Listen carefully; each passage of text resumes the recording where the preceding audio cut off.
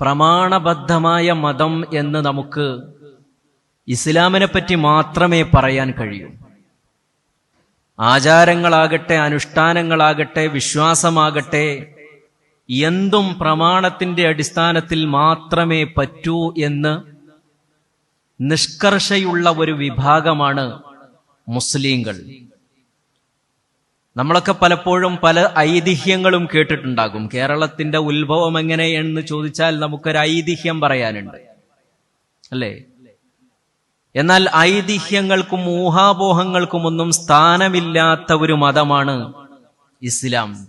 മറിച്ച് എന്ത് അള്ള പറഞ്ഞോ റസൂല് പറഞ്ഞോ എന്നതാണ് നമുക്കൊക്കെ എന്തിനെപ്പറ്റി പറഞ്ഞാലും, ഒരു വിശ്വാസകാര്യമാണെങ്കിലും, ഒരു കർമ്മമാണെങ്കിലും, ആചാരമാണെങ്കിലും, അനുഷ്ഠാനമാണെങ്കിലും ഒക്കെ നമ്മൾ ചോദിക്കുന്നത് അതാരാ പറഞ്ഞത്? അള്ള പറഞ്ഞിട്ടുണ്ടോ? ഖുർആനിലുണ്ടോ? ഹദീസിലുണ്ടോ?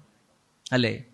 അപ്പൊ ഖുർആനും ഹദീസുമാണ് ഇസ്ലാമിന്റെ അടിസ്ഥാന പ്രമാണങ്ങൾ എന്നത് മുസ്ലിം സമൂഹത്തിന്റെ ഉള്ളിലുള്ള ഒരു വികാരമാണ്.